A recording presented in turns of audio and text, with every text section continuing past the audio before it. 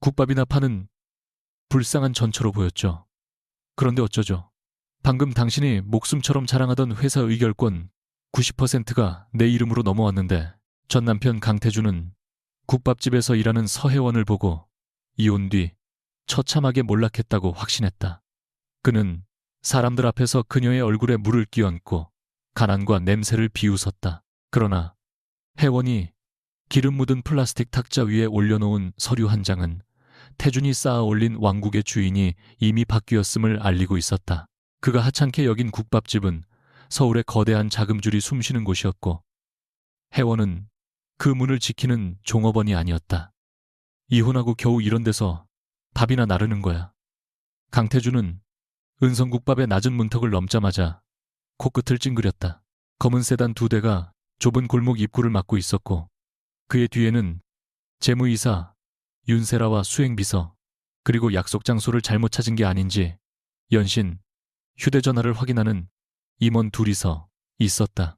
혜원은 뜨거운 뚝배기를 쟁반에 올린 채 그를 바라보았다. 태주는 사람들의 시선이 모이자 더 큰 소리로 비웃었다. 내가 준 위자료는 벌써 다 썼나 보군. 혜원은 아무 말 없이 뚝배기를 손님 앞에 내려놓았다. 못 들었어. 태준이 탁자를 손가락으로 두드렸다. 손님 주문부터 받으시죠. 혜원의 목소리는 낮고 차분했다. 손님, 태준이 웃었다. 내가 여기서 뭘 먹겠어. 옷에 냄새나 배게. 그러면 나가세요. 감히 나한테 다른 손님들 식사에 방해됩니다. 세라가 태준의 팔을 붙잡으며 속삭였다. 대표님, 오늘 만날 분이 이곳을 지정했습니다. 괜한 소란은 피하시는 게 좋겠습니다. 태준은 그녀의 손을 거칠게 떼어냈다. 저 여자가 누구인지 알아. 내 집에서 쫓겨난 빈손의 전처야. 혜원은 국자를 내려놓고 그를 똑바로 보았다. 정정할게요. 쫓겨난 게 아니라 제가 나온 겁니다. 말은 여전히 잘하네. 태준은 테이블 위 물컵을 집어들었다. 하지만 네 꼴을 봐. 이게 네가 선택한 인생이야. 다음 순간 차가운 물이 혜원의 얼굴을 덮쳤다. 컵이 플라스틱 탁자에 부딪혀 가벼운 소리를 냈고 국밥집 안에 숟가락 소리까지 한꺼번에 또 섰다. 태주는 만족스럽게 입꼬리를 올렸다. 그 물로 얼굴도 씻고 몸에 밴 돼지국밥 냄새도 좀 지워. 혜원은 눈을 감았다가 천천히 떴다. 물방울이 속눈썹 끝에서 떨어졌지만 그녀의 손은 떨리지 않았다. 계산대 옆 서랍을 열어 은빛별 문양이 수놓인 비단 손수건을 꺼낸 뒤 이마와 뺨을 한 번씩 눌러 닦았다. 구석자리에서 국밥을 먹던 백발의 남자가 자리에서 일어나려 하자 혜원은 눈길만으로 그를 멈췄다. 남자는 다시 앉았지만 숟가락을 쥔 손등의 힘줄이 단단히 솟았다. 그때 낡은 전화기가 계산대 위에서 짧게 한 번 울렸다. 혜원은 화면을 확인하지 않았다. 두 번째 진동이 이어지자 주방 안에서 앞치마를 두른 중년 여성이 조용히 뒷문으로 사라졌다. 세 번째 진동이 울렸을 때 혜원은 손수건을 반듯하게 접어 주머니에 넣고 탁자 아래에서 얇은 서류철을 꺼냈다. 태주는 그 모습마저 허세라고 생각한 듯 코웃음을 쳤다. 노동청에 신고라도 하려고 증인은 많겠네. 혜원은 붉은 봉인이 찍힌 첫 장을 펼쳐 그의 앞에 놓았다. 그 물값은 됐어요.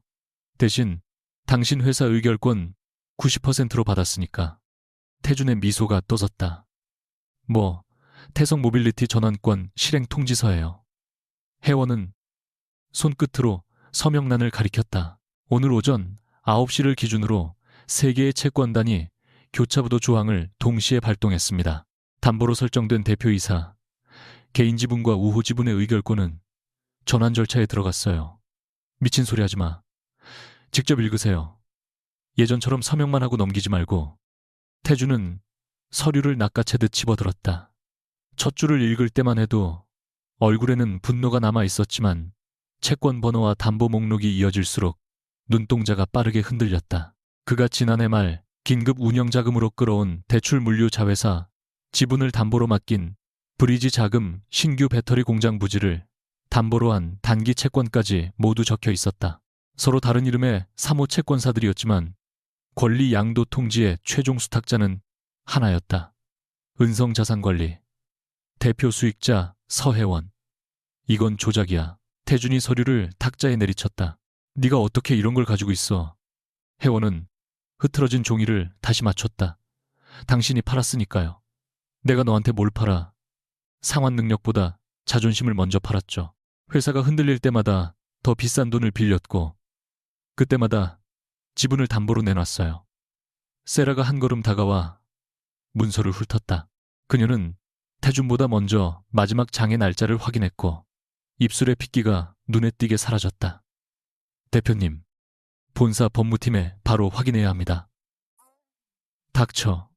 네가 검토한 계약들이잖아. 원채권자가 바뀐 사실까지는 보고받지 못했습니다. 그걸 지금 변명이라고 해. 혜원은 세라의 손끝이 미세하게 떨리는 것을 놓치지 않았다. 다만 그녀가 두려워하는 것이 전환권인지 다른 무언가인지 판단할 수 없었다. 바로 그때 태준의 휴대전화가 울렸다. 화면에는 비서실장이라는 글자가 떠 있었다. 태준은 혜원을 노려보며 전화를 받았다. 무슨 일이야? 수화기 너머의 목소리가 너무 커 주변 사람들에게도 들렸다. 대표님, 큰일 났습니다.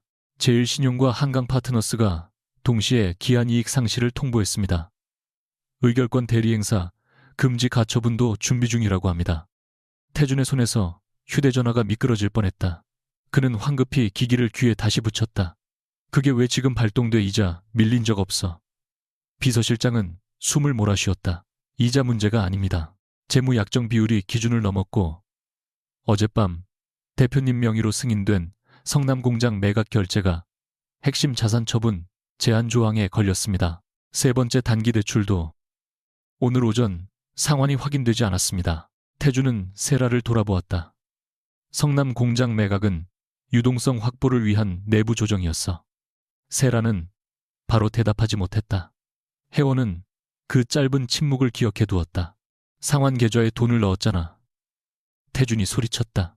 비서실장은 잠시 머뭇거렸다. 해외 프로젝트 지급 보증 때문에 자동 출금됐습니다. 은행도 추가 한도를 중단했습니다. 지금 이사회 소집 요구가 들어왔고 일부 사회이사들이 대표님 직무 정지 안건에 동의했습니다. 태준은 통화를 끊지도 못한 채 굳어 있었다. 국밥집 안에서는 아무도 그를 비웃지 않았다. 그 침묵이 오히려 더 잔인했다. 혜원은 서류를 한 장 넘겨 전환 비율이 표시된 표를 보여주었다. 아직 법적으로 모든 절차가 끝난 건 아니에요. 하지만 오늘부터 당신은 혼자 회사를 움직일 수 없습니다. 태준이 이를 갈았다. 네가 감히 내 회사를 빼앗아 당신 회사라고 부를 수 있었던 건 채권자들이 기다려줬기 때문이에요. 이혼한 뒤 1년 동안 이 짓을 준비했나? 아니요. 1년 동안 당신이 무너지는 속도를 지켜봤어요. 내가 한 일은 당신이 내다버린 빚을 주워 모은 것뿐이에요. 문이 열리며 짙은 회색 정장을 입은 남자가 들어왔다. 한도윤은 골목의 소란과 달리 조금도 서두르지 않은 얼굴이었다. 그는 먼저 혜원의 젖은 머리카락과 바닥에 떨어진 빈 컵을 보았고 그 다음 태준을 바라봤다. 강태준 대표님, 은성자산관리 법률대리인 한도윤입니다. 태준이 냉소했다. 변호사까지 국밥집에서 장사하나 도윤은 명함을 내밀지 않았다. 오늘 통지는 새 채권자의 권리 위임을 받아 적법하게 전달됐습니다. 다만 서 대표님께서 방금 말씀하신 대로 의결권 전환은 실사와 이해관계인 통지 절차를 거쳐야 합니다. 그는 혜원에게 시선을 돌렸다. 대표님, 이 자리에서 확정적인 표현을 쓰는 건 좋지 않습니다. 태준이 그 호칭을 듣고 고개를 좀 돌렸다. 대표님. 혜원은 도윤을 차갑게 바라봤다. 밖에서는 그렇게 부르지 말라고 했죠. 지금은 이미 숨길 단계가 지났습니다. 당신이 판단할 일이 아니에요. 두 사람 사이에는 태준이 끼어들 수 없는 오래된 긴장이 흘렀다. 도윤은 낮은 목소리로 말했다.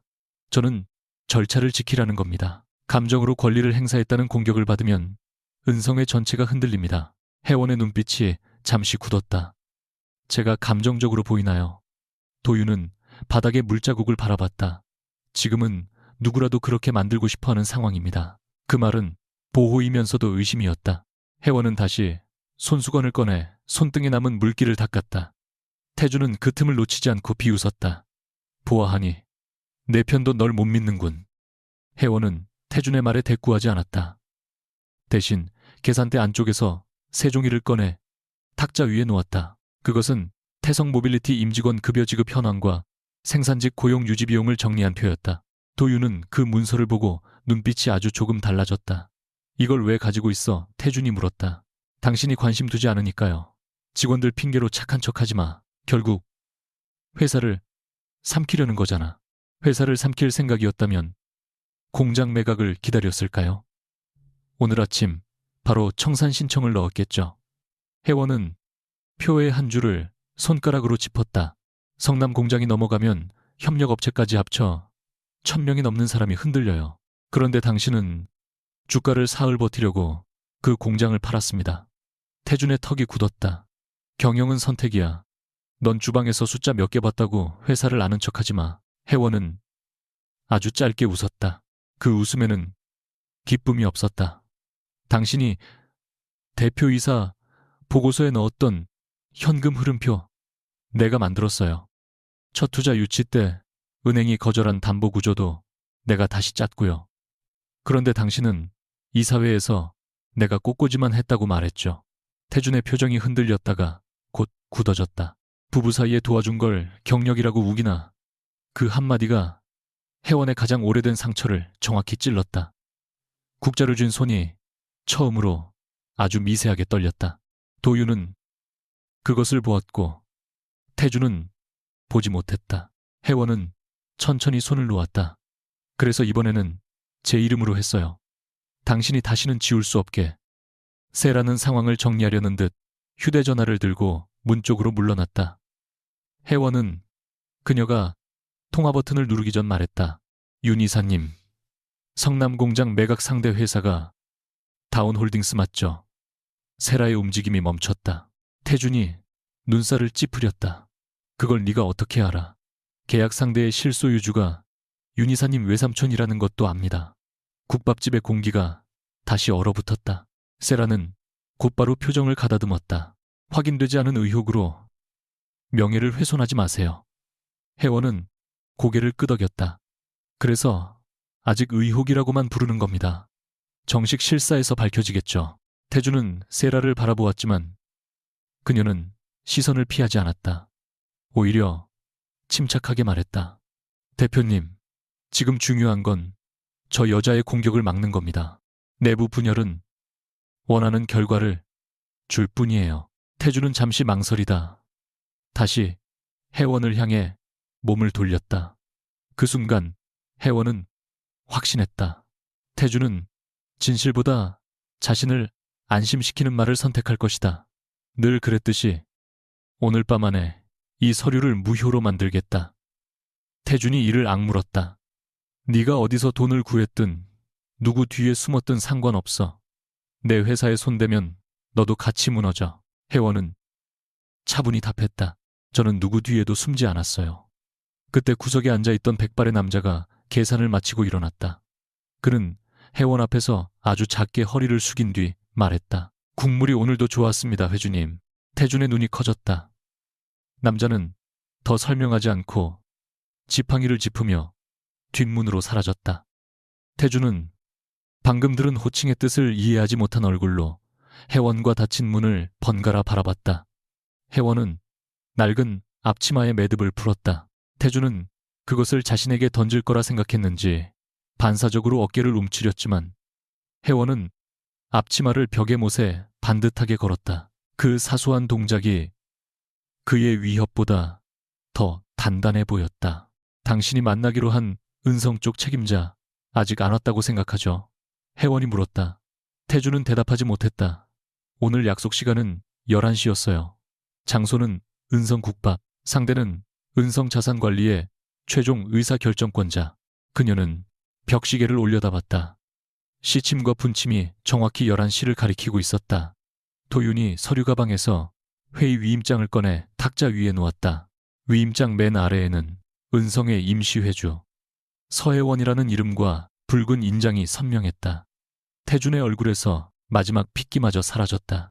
혜원은 그를 지나 주방으로 들어가려다 걸음을 멈췄다. 오늘 발동된 건 전환권의 시작일 뿐이에요. 최종 결정은 실사 뒤에 내려집니다. 태준의 눈에 희미한 안도와 악의가 동시에 떠올랐다. 혜원은 그 표정을 읽고 말을 이었다. 그러니까 아직 기회가 있어요. 회사를 살릴 기회가 아니라 당신이 얼마나 더 많은 사람을 끌고 무너질지 선택할 기회. 태준은 서류를 움켜쥐었다. 반드시 후회하게 해주지. 혜원은 돌아보지 않았다. 그 말 이혼 서류에 도장 찍던 날에도 했어요. 그런데 후회한 건 제가 아니라 당신이 될 겁니다. 검은 세단들이 골목을 빠져나간 뒤에도 국밥집 안의 긴장은 쉽게 가라앉지 않았다. 혜원은 아무 일도 없었다는 듯 새 앞치마를 두르고 엎어진 물컵을 치웠다. 하지만 손수건을 주머니에 넣는 순간 손끝이 차갑게 식어 있다는 것을 깨달았다. 태준의 말은 지나간 결혼을 되살리는 칼날이었다. 네가 한 일은 아내라면 누구나 하는 일이었다. 내 이름으로 남은 것은 아무것도 없었다. 그 목소리를 지우기 위해 1년을 버텼는데도 단 한 문장에 가슴 깊은 곳이 다시 흔들렸다. 도윤이 옆에 서서 낮게 말했다. 괜찮습니까? 혜원은 국자를 들어 국물을 저었다. 괜찮아 보여요. 아니요. 그의 솔직한 대답에 혜원은 잠시 손을 멈췄다. 도윤은 바닥에 물자국을 닦으며 말했다. 그래도 오늘 너무 일찍 패를 보여줬습니다. 강태준은 이제 모든 수단을 쓸 겁니다. 쓰게 두세요. 그래야 감춰둔 거래가 밖으로 나옵니다. 윤세라까지 한꺼번에 압박하면 증거를 없앨 수 있습니다. 그래서 뒷문으로 사람을 보냈어요. 도윤은 계산대 위 낡은 전화기를 바라봤다. 3번의 진동은 이미 3개의 지시가 실행됐다는 신호였다. 채권단 통지공장, 거래 보존 요청, 그리고 해외 송금 계좌 추적. 혜원은 빈 그릇을 정리하며 말했다. 오늘 밤 손님이 많을 거예요. 회사에서 밀려난 사람들, 돈줄이 끊긴 사람들, 누구 편에 서야 할지 결정하지 못한 사람들. 그래서 국을 더 끓이라고 한 겁니까? 배고픈 사람은 올바른 판단을 못하니까요. 도윤은 그녀를 한참 바라보다가 조용히 물었다. 그럼 강태준에게도 한 그릇 내줄 겁니까? 혜원은 끓어오르는 국물 위에 거품을 걷어냈다. 값을 치른다면요. 그 시각 태준의 차 안에서는 전화가 끊임없이 울리고 있었다. 은행은 추가 대출을 중단했고 사회이사 3명은 긴급 이사회 소집에 동의했으며 주요 주주는 의결권 담보 설정 사실을 왜 숨겼느냐고 따졌다. 태준은 통화가 끝날 때마다 좌석을 주먹으로 내리쳤다. 세라는 옆자리에서 노트북을 열어 계약 구조를 확인했다. 전환권을 막을 방법이 정말 없어 태준이 물었다. 세라는 잠시 화면을 내려다보다가 말했다. 한 가지는 있습니다. 서혜원이 개인적 복수를 위해 채권자 권리를 남용했다는 걸 입증하면 집행을 지연시킬 수 있습니다. 오늘 국밥집에 있던 사람들부터 입을 맞춰 오히려 영상이 필요합니다. 대표님이 물을 끼얹은 장면은 불리하지만 그 뒤 혜원이 회사를 빼앗겠다고 말한 부분만 남기면 여론을 돌릴 수 있어요. 태준은 고개를 들었다. 조금 전까지 공포로 가득했던 눈에 익숙한 오만이 다시 차올랐다. 그래, 저 여자는 결국 감정 때문에 움직였다고 만들면 돼. 세라는 미소를 지었지만 노트북 아래 숨겨둔 휴대전화 화면에는 이미 다른 메시지가 떠 있었다. 성남 공장 소유권 이전을 오늘 안에 마무리하라는 독촉이었다. 그녀는 답장을 보내지 않고 창밖을 바라봤다. 골목 끝에 은성국밥 간판이 멀어지고 있었다. 바로 그때 태준의 비서실장이 다시 전화했다. 이번에는 목소리가 거의 울부짖음에 가까웠다. 대표님, 방금 확인됐습니다. 은성 측이 보유한 건 개인 지분만이 아닙니다. 우호 주주 3곳의 의결권까지 합치면 정확히 90.4%입니다. 차 안에 공기가 굳었다. 태준이 입술을 달싹였지만 아무 말도 나오지 않았다. 비서실장은 마지막 말을 힘겹게 덧붙였다. 그리고 내일 오전 새 최대 의결권자의 이름으로 이사회가 소집됐습니다. 의장은 서혜원입니다. 태성 모빌리티 본사 27층 회의실에는 아침 8시도 되기 전부터 사람들이 모여 있었다. 통유리 너머로 여의도의 빌딩 숲이 내려다 보였지만 누구도 창밖을 볼 여유가 없었다. 강태준은 회의실 가장 안쪽 의자에 앉아 법무팀이 준비한 계약서 사본을 넘기고 있었다. 종이를 넘기는 소리가 거칠어질 때마다 임원들의 어깨가 움츠러들었다. 다시 설명해. 태준이 서류를 탁자 위로 밀었다. 왜 이 계약을 무효로 만들 수 없다는 거지? 법무실장은 마른 침을 삼켰다. 대표님 개인 지분과 우호 지분에 설정된 담보권은 모두 적법합니다. 새 채권의 원래 소유자는 달랐지만 권리 양도 절차도 정상적으로 신고됐습니다. 채권자가 바뀌었으면 나한테 알려야 하는 것 아닌가. 양도 통지는 등기와 전자공시로 전달됐습니다. 나는 본 적 없어. 법무실장은 감히 태준을 똑바로 보지 못했다. 대표님 비서실에서 수령 확인이 됐습니다. 태준의 시선이 비서실장에게 날아갔다. 비서실장은 얼굴이 하얗게 질린 채 고개를 숙였다. 보고 목록에는 올렸습니다. 다만 당시 해외 투자 유치건이 겹쳐서 대표님께서 세부 내용은 재무이사와 정리하라고 하셨습니다. 태준은 윤세라를 바라봤다. 세라는 차분하게 노트북을 닫았다. 원채권자가 바뀌었다고 해서 이런 식으로 세 곳이 동시에 움직일 거라고는 예상하지 못했습니다. 태준의 손가락이 탁자를 두드렸다. 예상하지 못했다는 말로 끝낼 일이 아니야. 서혜원이 내 회사 의결권을 쥐게 생겼다고. 세라는 한 박자 늦게 대답했다. 아직 쥔 것은 아닙니다. 집행을 늦출 방법은 있습니다. 세라는 대형 화면에 계약 구조를 띄웠다. 서로 다른 세 개의 채권이 복잡한 선으로 연결되었고 마지막에는 은성자산관리라는 이름으로 모였다. 교차부도 조항이 발동된 이유는 세 가지입니다. 재무비율 위반, 핵심 자산 처분, 그리고 오늘 오전까지 상환되지 않은 단기 대출입니다. 태준이 짜증스럽게 말했다. 그건 아까도 들었어. 중요한 건 세 번째가 아니라 두 번째입니다. 성남 공장 매각이 아직 등기 이전 전이라면 처분 행위를 철회했다고 주장할 수 있습니다. 법무실장이 곧바로 고개를 저었다. 계약 체결과 이사회 승인만으로도 제한 조항에 걸릴 수 있습니다. 세라는 그를 향해 날카로운 시선을 던졌다. 그래도 실제 소유권이 넘어가기 전이라면 다툴 여지는 있습니다. 태준은 화면 속 성남 공장 사진을 바라봤다. 그곳은 태성 모빌리티가 처음 전기 구동 부품을 생산한 장소였다. 하지만 지금 그에게 공장은 역사도 노동자의 삶도 아니었다. 주가를 지탱할 수 있는 숫자였다. 매각을 철회하면 현금은 어디서 마련하지? 태준이 물었다. 세라는 대답 대신 다른 자료를 띄웠다.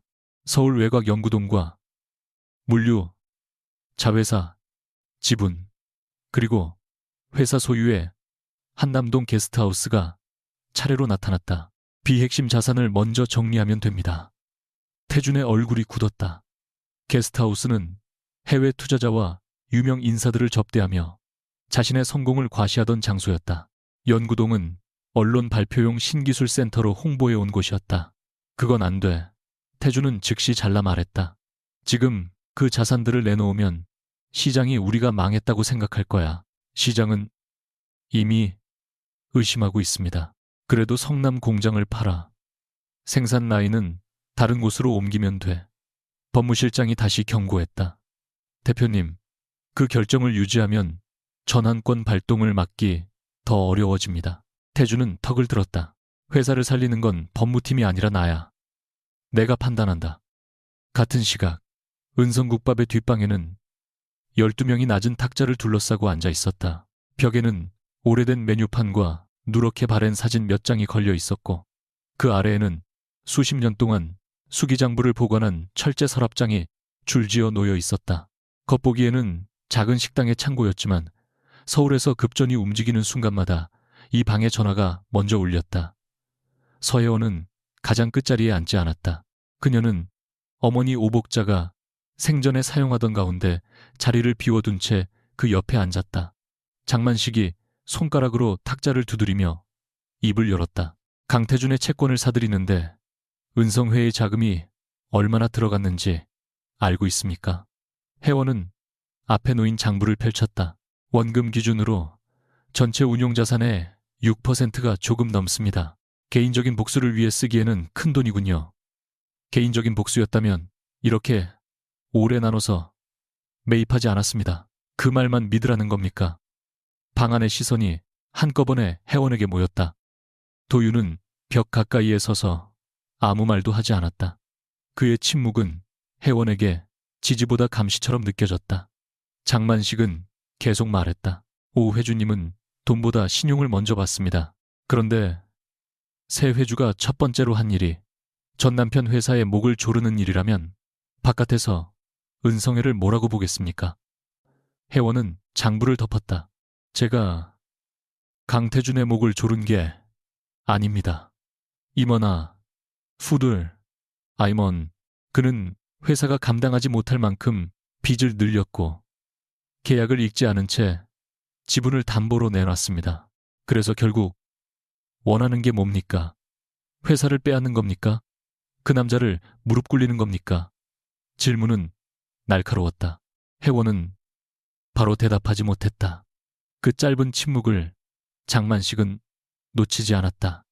둘을 구분하지 못하면 회주 자리에 앉을 자격이 없습니다. 회의가 끝난 뒤에도 회원은 뒷방에 남았다. 식당 앞에서는 점심 준비를 위한 칼질 소리와 냄비, 뚜껑 부딪히는 소리가 들렸다. 도윤이 문을 닫고 맞은편에 앉았다. 왜 바로 대답하지 않았습니까? 회원은 장부 모서리를 손끝으로 문질렀다. 무슨 대답을 기대했는데요. 회사를 살릴 거라고 말했으면 됐습니다. 그 말을 하면 다들 믿었을까요? 적어도 침묵하는 것보다는 나았겠죠. 회원은 고개를 들었다. 한 변호사도 제가 복수 때문에 움직인다고 생각합니까? 도윤은 잠시 입을 다물었다. 그 머뭇거림이 대답보다 더 선명했다. 회원은 차갑게 웃었다. 그렇군요. 저는 가능성을 말하는 겁니다.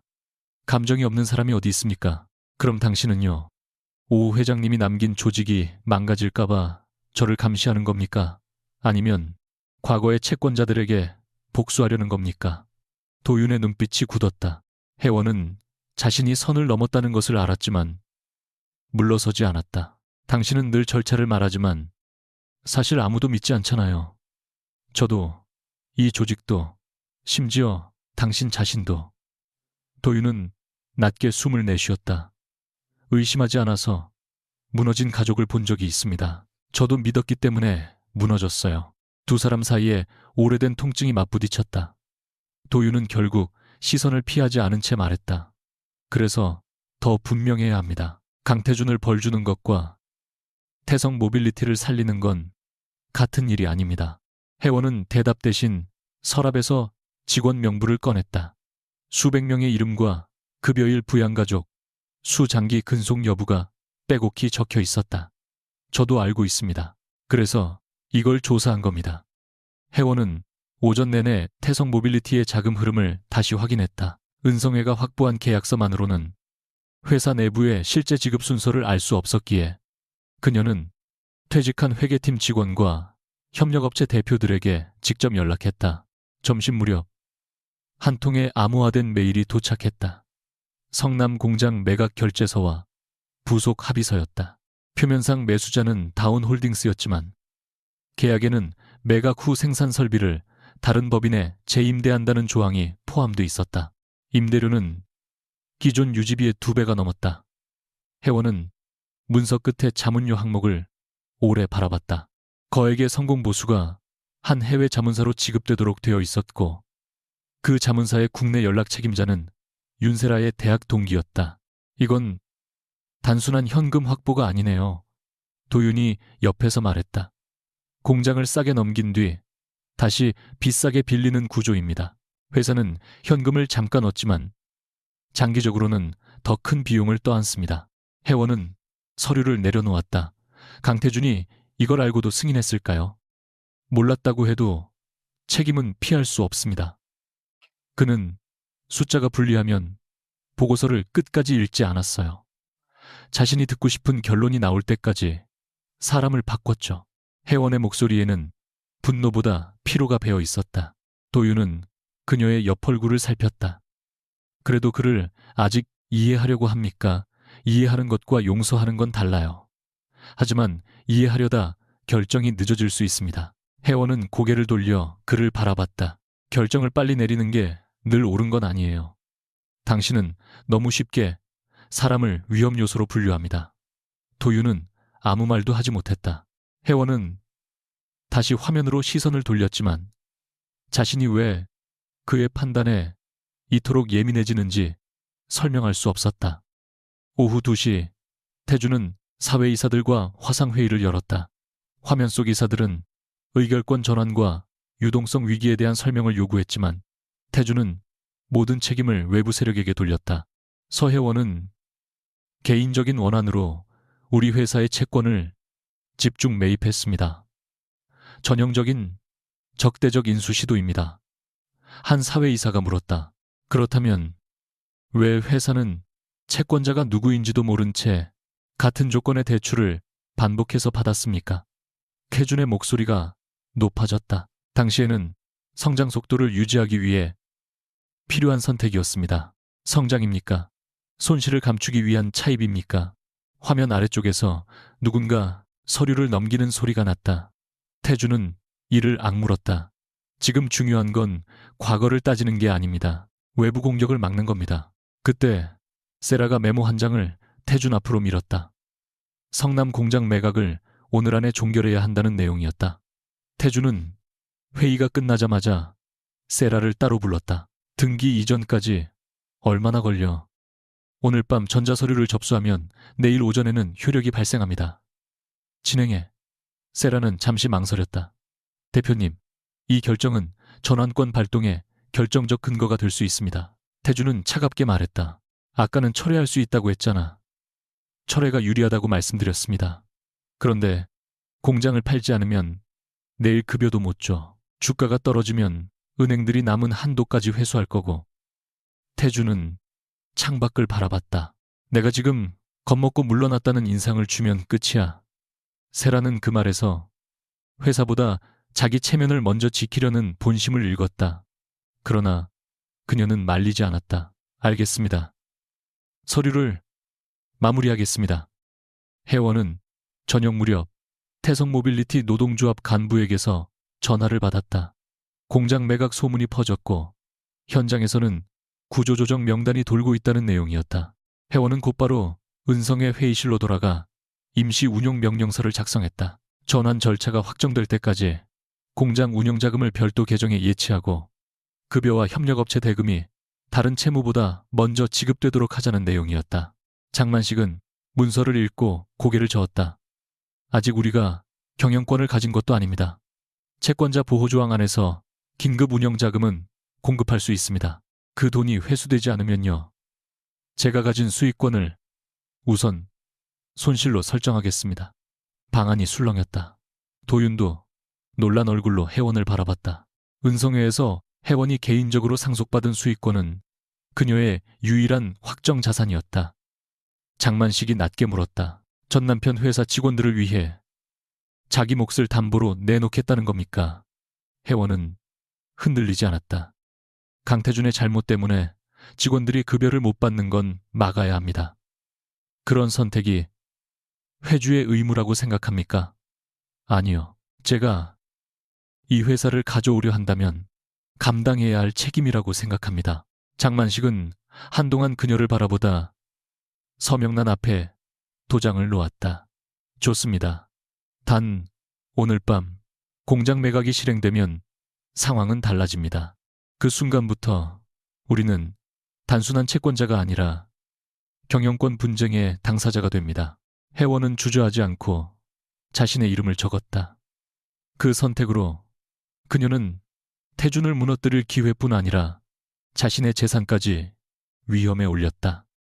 회의가 끝난 뒤 도윤은 복도에서 혜원의 팔을 붙잡았다. 왜 상의하지 않았습니까? 혜원은 그의 손을 내려다봤고 도윤은 곧바로 놓았다. 상의하면 반대했겠죠? 당연합니다. 개인 수익권까지 담보로 걸 필요는 없었습니다. 직원들에게는 오늘 급여가 필요해요. 절차가 끝날 때까지 기다리라고 할 수 없어요. 그렇게 모든 사람을 지키려다 당신이 먼저 무너집니다. 혜원은 잠시 입을 다물었다. 그 말은 태준이 했던 것과 전혀 다른데도 이상하게 가슴 깊은 곳을 건드렸다. 도윤은 화가 난 얼굴이었지만 그의 눈에는 두려움이 있었다. 혜원은 처음으로 그가 조직의 손실보다 자신의 위험을 더 걱정하고 있다는 생각을 했다. 그러나 그 가능성을 믿는 순간 또다시 약해질까 두려웠다. 제가 무너지면 한 변호사가 권한을 넘겨받으면 되잖아요. 그녀가 차갑게 말했다. 도윤의 얼굴이 굳었다. 그런 뜻으로 말한 게 아닙니다. 당신은 늘 대비책을 준비하니까요. 저를 믿지 않아도 조직은 안전하겠죠? 도윤은 무언가 말하려다 멈췄다. 그 침묵은 혜원의 의심을 더 깊게 만들었다. 그녀는 돌아서며 말했다. 오늘은 직원들 계좌부터 확인해 주세요. 저를 설득하는 건 그 다음에 하세요. 도윤은 멀어지는 혜원의 뒷모습을 보며 주머니 속 봉투를 움켜쥐었다. 오복자가 남긴 봉투였다. 아직 혜원에게 보여주지 않은 이유가 보호인지 불신인지 그 자신도 확신할 수 없었다. 밤 11시가 가까워졌을 때 은성국밥의 낡은 전화기가 다시 울렸다. 혜원은 마지막 손님이 떠난 탁자를 닦다가 전화를 받았다. 상대는 은성자산관리의 실무 책임자였다. 성남공장 매각 전자접수가 완료됐습니다. 강태준 대표의 최종 승인 기록도 확인됐습니다. 혜원은 눈을 감았다. 태준이 결국 가장 위험한 선택을 했다는 사실보다 그녀가 그 선택을 예상했다는 사실이 더 쓰라렸다. 단기 대출 상환은요, 자정까지 입금되지 않으면 세 번째 조건도 완성됩니다. 현재 잔액으로는 불가능해 보입니다. 혜원은 창밖의 어두운 골목을 바라봤다. 가게 유리에는 앞치마를 두른 자신의 모습이 비쳤다. 며칠 전까지만 해도 그녀는 태준이 스스로 멈추기를 아주 조금은 기대했다. 자신의 회사를 지키기 위해서라도 체면을 내려놓을 수 있기를 바랐다. 하지만 그는 또다시 눈앞의 이미지를 위해 미래를 팔았다. 도윤이 뒤에서 다가와 조용히 물었다. 발동 조건이 완성됐습니까? 혜원은 전화를 내려놓았다. 두 번째는 끝났어요. 세 번째도 1시간 뒤면 끝날 겁니다. 그럼 내일 전환 절차를 공식 요청할 수 있습니다. 혜원은 냄비에 불을 줄였다. 공장 직원들 급여 계좌는 확인했나요? 은성의 긴급 자금으로 내일 오전 지급됩니다. 그제야 그녀의 어깨가 아주 조금 내려갔다. 도윤은 그녀를 바라보다 말했다. 강태준은 당신이 자신을 궁지로 몰았다고 주장할 겁니다. 혜원은 국물 위에 떠오른 기름을 걷어냈다. 그 사람은 평생 다른 사람이 자신을 몰았다고 믿었어요. 자정이 되는 순간 낡은 전화기가 3번 연속 울렸다. 혜원은 받지 않아도 무슨 뜻인지 알았다. 세 번째 단기 대출이 미상환 처리됐고 계약의 마지막 문이 닫힌 것이다. 그녀는 불을 끄며 낮게 말했다. 이제 빚으로 세운 왕국이 누구의 것이었는지 보여줄 차례네요. 다음 날 아침 서혜원의 얼굴은 주요 포털 실시간 검색어 첫 화면을 차지했다. 기사 제목은 짧고 잔인했다. 전남편 회사를 삼키려는 국밥집 여주인 이혼 복수의 3호 자금 동원. 함께 공개된 영상은 은성국밥에서 촬영된 것이었지만 강태준이 물을 끼얹는 장면은 완전히 잘려 있었다. 영상은 혜원이 붉은 도장이 찍힌 서류를 탁자에 내려놓는 순간부터 시작됐다. 당신 회사의 이결권 90%로 받았으니까. 태준의 창백한 얼굴과 혜원의 차가운 표정만 이어붙여지자 마치 그녀가 오래전부터 그를 협박해온 사람처럼 보였다. 댓글에는 돈놀이로 남의 회사를 빼앗는다는 비난과 이혼한 남편에게 집착한다는 조롱이 쏟아졌다. 혜원은 계산대 앞에서 휴대전화 화면을 천천히 내렸다. 문 밖에는 기자들이 몰려 있었고 몇몇 손님은 입구까지 왔다가 카메라를 보고 돌아섰다. 주방의 박 여사가 걱정스러운 표정으로 물었다. 오늘은 문을 닫는 게 낫지 않겠어요? 혜원은 냄비 뚜껑을 열어 국물 상태를 확인했다. 문을 닫으면 저들이 원하는 이야기가 완성돼요. 저런 욕을 보면서도 장사를 하겠다고요. 배고픈 사람은 기사보다 밥을 먼저 찾아요. 그녀는 그렇게 말했지만 국자를 쥔 손가락에는 힘이 지나치게 들어가 있었다. 화면 속 자신이 낯선 악인처럼 보이는 것보다 더 아픈 것은 누군가가 또다시 그녀가 살아온 시간을 마음대로 잘라내고 있다는 사실이었다. 태성 모빌리티 본사 로비에서는 수백 명의 직원이 강태준의 말을 듣고 있었다. 태준은 넥타이를 단정히 매고 단상에 올라 마치 회사를 지키기 위해 밤새 싸운 사람처럼 피곤한 얼굴을 연출했다. 여러분의 일자리를 위협하는 세력이 회사 밖에서 들어왔습니다.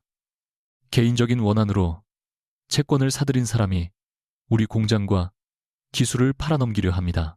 누군가 뒤에서 서혜원이 정말 회사를 청산하려는 겁니까? 라고 묻자 태준은 주저없이 대답했다. 그 여자는 나를 무너뜨리기 위해서라면 회사가 어떻게 되든 상관없다고 생각합니다. 하지만 나는 여러분을 포기하지 않겠습니다. 직원들 사이에서 박수가 조금씩 번졌다. 그는 성남 공장 매각이 이미 자신에 의해 추진됐다는 사실도 급여 지급을 위해 긴급 자금을 넣은 사람이 혜원이라는 사실도 말하지 않았다. 윤세라는 로비 뒤편에서 기자들에게 배포할 자료를 확인하고 있었다. 자료에는 은성회가 보유한 채권 규모는 자세히 적혀 있었지만 태성 모빌리티의 부채 비율과 담보 설정 과정은 빠져 있었다. 노동조합 간부는 곧바로 혜원에게 전화를 걸었다. 직원들이 불안해합니다. 회사를 인수한 뒤 공장을 닫지 않겠다는 확답이 필요합니다. 혜원은 공장을 닫을 생각이 없습니다. 라고 답했지만 상대는 쉽게 믿지 못했다. 그럼 공식적으로 발표해 주십시오. 강 대표는 지금 직원들 앞에 서 있습니다. 혜원은 창밖에 몰린 기자들을 바라봤다. 그녀에게도 카메라 앞에 설 기회는 있었다. 그러나 채권 전환이 확정되지 않은 상태에서 경영 계획을 발표하면 태준은 그것을 적대적 인수의 증거로 이용할 수 있었다. 혜원은 은성자산관리사무실로 이동해 보유계약과 회사 내부 자료를 모두 공개하겠다고 말했다. 한도윤은 그녀가 준비한 기자회견문을 읽자마자 탁자 위에 내려놓았다. 이대로는 안 됩니다. 혜원의 눈썹이 움직였다. 어떤 부분이 문제죠? 채권 양도 과정에 다른 채무자들의 정보가 포함되어 있습니다. 거래 상대와 금액을 공개하면 은성회와 관계없는 사람들의 신용 정보까지 노출됩니다. 그 부분은 가리면 돼요. 단순히 이름을 지운다고 해결되지 않습니다. 거래 시점과 담보 구조만으로도 회사를 특정할 수 있습니다. 혜원은 목소리를 낮췄다. 그러면 저들이 만든 거짓말을 그대로 두라는 겁니까? 검증 가능한 자료만 선별해서 공개해야 합니다. 그 작업이 끝날 때까지 태준은 직원들 앞에서 구원자 행세를 할 거예요. 서두르다 선을 넘으면 당신도 그와 다르지 않게 됩니다. 그 말에 혜원의 표정이 얼어붙었다. 저를 강태준과 비교한 겁니까? 도윤은 즉시 부정하지 않았다. 권력을 가진 사람이 자신의 목적을 위해 타인의 정보를 이용한다는 점에서는 같은 비판을 받을 수 있다는 뜻입니다. 혜원은 기자회견문을 빼앗듯 집어들었다. 당신에게 중요한 건 진실이 아니라 절차군요. 절차가 없는 진실은 힘센 사람이 휘두르는 무기가 됩니다. 지금 힘센 사람은 제가 아니에요. 거짓말할 방송과 회사를 가진 강태준이죠. 그래서 더 조심해야 합니다. 도윤의 목소리는 차분했지만 혜원에게는 그 침착함이 자신을 믿지 못하는 벽처럼 느껴졌다. 혜원은 필요한 자료를 찾기 위해 도윤의 사무실 서랍을 열었다가 예상하지 못한 문서를 발견했다. 표지에는 은성회 임시회주권한 정지 및 비상관리체계 전환안이라고 적혀 있었다. 작성 날짜는 그녀가 오복자의 후계자로 공식 인정받기 전이었다. 문서에는 회주가 개인적 이해관계로 자금을 운용하거나 조직의 명예를 훼손할 경우 법률 대리인이 긴급 정지를 요청할 수 있다는 조항이 정리돼 있었다. 혜원은 문서를 들고 도윤이 있는 회의실로 들어갔다. 이걸 언제 보여줄 생각이었습니까? 도윤은 표지를 보는 순간 굳어졌다. 그 문서는 아직 확정된 게 아닙니다. 제가 회주가 되기도 전에 저를 끌어내릴 방법부터 준비했군요. 당신만을 겨냥한 문서가 아닙니다. 후계 체계가 불안정했기 때문에 필요한 안전장치였습니다. 그런데 대상은 제 이름으로 되어 있네요.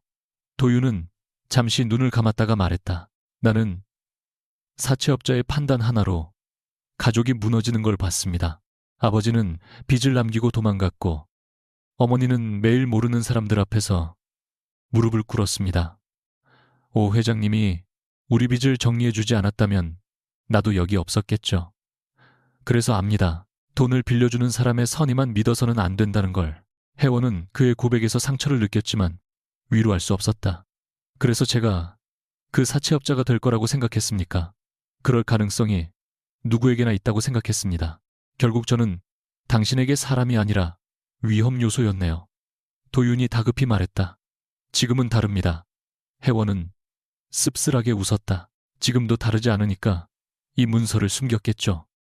오후가 되자 태성 모빌리티 성남 공장 앞에는 혜원을 규탄하는 현수막이 걸렸다. 공장 폐쇄 반대, 사적 복수 철회라는 문구가 뉴스 화면에 반복해서 잡혔다. 혜원은 차 안에서 그 장면을 보다가 노동조합 간부에게 직접 만나겠다고 연락했지만 도윤이 막아섰다. 지금 현장에 가면 충돌 장면만 남습니다. 그럼 언제까지 숨어 있어야 하죠? 내일 채권자 공동 설명회를 준비하고 있습니다. 검증된 숫자로 말하면 됩니다. 내일이면 늦어요. 오늘 누군가는 해고 명단이 진짜라고 믿고 잠을 못 잡니다. 도윤은 그녀의 팔 앞을 가로막았다. 당신이 혼자 나설수록 강태준이 원하는 그림이 됩니다. 당신이 원하는 그림은 뭔데요? 제가 아무것도 하지 않고 당신의 허락만 기다리는 모습입니까? 그런 뜻이 아닙니다. 그런데 왜 항상 저 대신 위험을 판단하죠? 도윤은 대답하지 못했다. 혜원은 그 침묵 속에서 또다시 자신이 누군가의 보호 대상이나 관리 대상이 되는 느낌을 받았다. 그녀는 결국 도윤에게 알리지 않은 채 태준에게 연락했다. 직원들의 고용을 보장하고 공장 매각을 중단한다면 그가 자진 사임하는 조건으로 개인 보증 채무 일부를 조정하겠다는 제안이었다. 태준은 뜻밖에도 바로 만나자고 답했다. 장소는 은성국밥이었다. 사람들이 처음 자신이 무너지는 모습을 본 곳에서 혜원에게 굴욕을 돌려주고 싶은 계산이었다. 혜원은 그것을 알면서도 승낙했다. 이번만큼은 중간에 다른 사람을 세우지 않고 직접 끝내야 한다고 믿었다. 영업이 끝난 밤, 태준은 혼자 은성국밥에 들어왔다. 그는 탁자 위에 휴대전화를 화면이 아래로 향하게 놓고 그 위에 서류철을 덮었다. 혜원은 그 행동을 보았지만 단순히 기자들의 연락을 피하려는 것이라 생각했다. 직원들 앞에서 한 말부터 취소하세요. 그녀가 먼저 말했다. 태준은 의자에 기대며 웃었다. 나를 불러놓고 명령부터 하는군. 성남 공장 매각을 중단하고 대표직에서 물러나면 전환 이후에도 당신 개인 보증 채무 중 회사 운영과 관련된 부분은 조정할 수 있어요. 형사 책임을 없애겠다는 뜻은 아닙니다. 태준의 눈빛이 번뜩였다. 결국 내가 무릎 꿇으면 살려주겠다는 거야. 당신을 살리려는 게 아니라 직원들을 살리려는 겁니다. 당신을 루공으로 결국 내 지분 90%를 빼앗아 놓고 그런 말을 믿으라고. 그 지분은 당신이 담보로 내놓은 거예요. 태준은 일부러 목소리를 높였다. 그러니까 네가 회사 주인이 되려면 내가 사라져야 한다는 말이지. 혜원은 답답함을 누르며 말했다. 당신이 대표직을 내려놓지 않으면 회사는 계속 당신의 체면을 위해 자산을 팔게 됩니다. 바로 그때 입구에 작은 종이 울렸다. 배달 재료를 가져온 상인이 문을 열었다가 두 사람을 보고 고개를 숙였다. 혜원은 물건을 주방 앞에 놓아달라고 말한 뒤 다시 태준을 바라봤다. 내일까지 사임서를 제출하세요. 그러면 고용 유지와 개인 보증 조정을 이사회 안건으로 올리겠습니다. 태준은 웃으며 물었다. 안 하면? 혜원은 차갑게 답했다. 당신은 회사와 함께 조사받게 될 겁니다. 태준은 그녀의 마지막 말만을 기다리고 있었다. 그는 서류철 아래의 휴대전화를 손가락으로 한 번 눌러 녹음을 저장했다. 역시 복수였군. 그가 자리에서 일어나자 혜원이 눈살을 찌푸렸다. 제 말을 듣고도 그렇게밖에 이해하지 못해요. 태주는 문 앞에서 돌아섰다. 넌 나한테 인정받고 싶어서 내 회사 일을 도왔잖아. 내가 네 이름을 한 번만 불러줬으면 만족했을 텐데 그걸 못 받으니까 이제 회사를 빼앗는 거고. 혜원의 얼굴에서 잠시 모든 감정이 사라졌다. 그는 그녀가 가장 숨기고 싶었던 과거를 잔인할 만큼 정확히 찔렀다. 혜원은 한동안 대답하지 못하다가 조용히 말했다. 맞아요. 예전에는 당신이 알아주길 바랐어요. 내가 없으면 안 된다는 말을 듣고 싶었죠. 태준의 입가에 승리의 미소가 번졌다. 그러나 혜원은 말을 멈추지 않았다. 하지만 지금은 아니에요.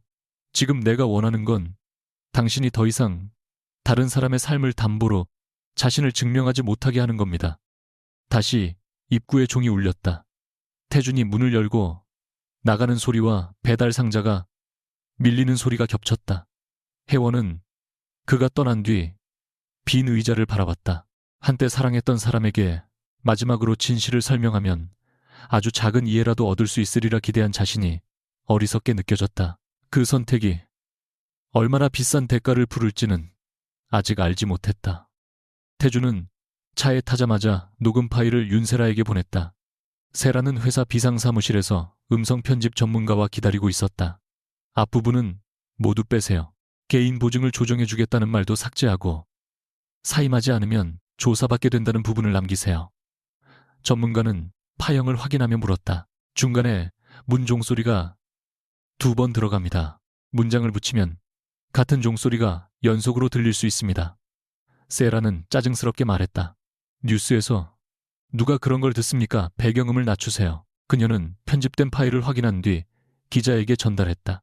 이어 노트북의 다른 창을 열어 다운홀딩스 명의로 성남 공장 소유권 이전 신청이 완료됐는지 확인했다. 계약 대금 일부는 이미 해외 자문사의 계좌로 빠져나갔다. 세라는 책상 서랍에서 여권과 항공권을 꺼내 가방 안에 넣었다. 출국 일정은 이틀 뒤 새벽이었다. 태준이 여론전을 벌이는 동안 자신은 손실을 떠안지 않고 빠져나갈 생각이었다. 그러나 마지막 송금 승인 화면에 접속하자 접근 권한이 제한됐다는 경고가 나타났다. 누군가 거래 계좌에 보전 요청을 걸어둔 것이다. 세라의 얼굴이 굳었다. 그녀는 즉시 친척 명의로 된 다운홀딩스 대표에게 메시지를 보냈다. 내일 오전 전에 잔금을 다른 계좌로 옮기라는 내용이었다. 답장은 오지 않았다. 세라는 혜원이 어디까지 알고 있는지 처음으로 두려워지기 시작했다. 편집된 녹음은 밤 10시 뉴스에 공개됐다. 화면에서는 혜원의 목소리가 차갑게 이어졌다. 내일까지 사임서를 제출하세요. 안 하면 당신은 회사와 함께 조사받게 될 겁니다. 그 앞뒤에 있었던 고용 유지와 채무 조정 제한은 완전히 사라졌다. 진행자는 전환권을 이용한 경영권 강탈 논란이 커지고 있다고 보도했다. 은성의 임시회의는 1시간 뒤 긴급 소집됐다. 장만식은 탁자 위에 휴대전화를 놓고 혜원에게 물었다. 이 목소리가 본인 것입니까? 혜원은 부인하지 않았다. 제 목소리는 맞지만 내용이 잘렸습니다. 강태준을 혼자 만났습니까? 법률 대리인에게 알렸습니까? 혜원은 도윤을 한번 바라본 뒤 고개를 저었다.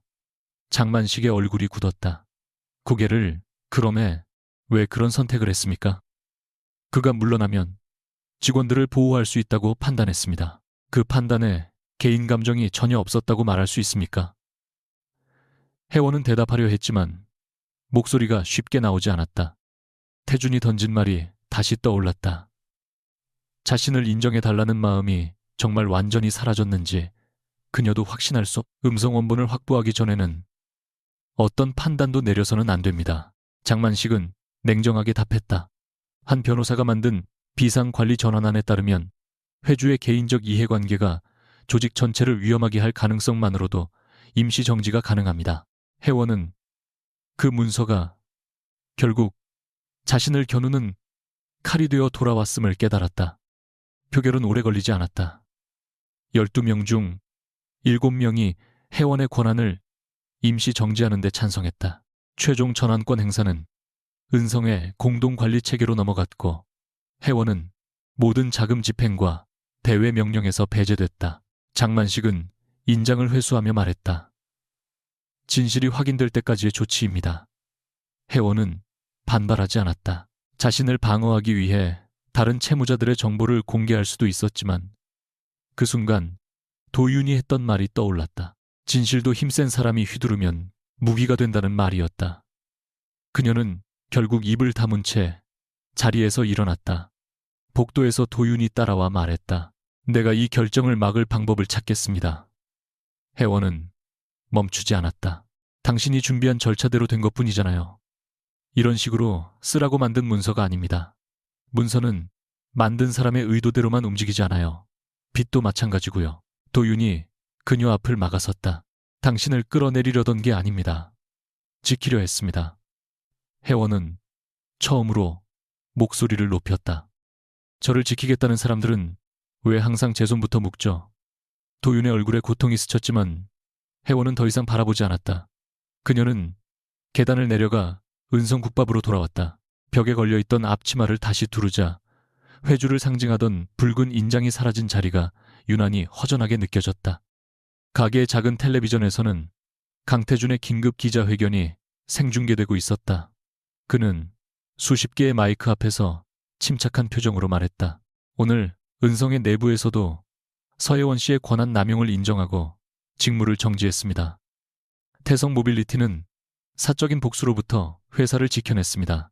기자들이 박수를 치지는 않았지만 그의 얼굴에는 승자의 확신이 떠올라 있었다. 회원은 아무 말 없이 텔레비전 전원을 껐다.